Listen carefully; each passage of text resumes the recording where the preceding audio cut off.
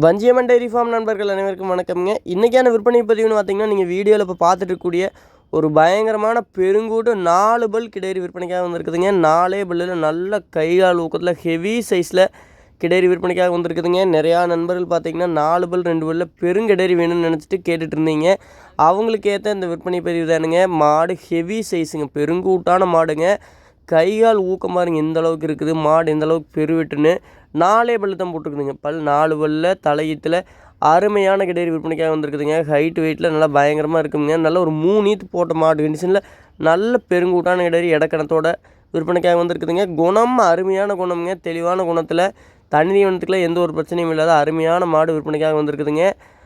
மாட்டோட குணம்னு பார்த்தீங்கன்னா, அந்த முதலே சொன்ன மாதிரி தெளிவாக இருக்குங்க, எந்த பிரச்சனையும் இல்லைங்க. பிடிக்கிறது யார் வேணாலும் பிடிச்சிக்கலாம், யார் வேணாலும் கறந்துக்கலாமுங்க.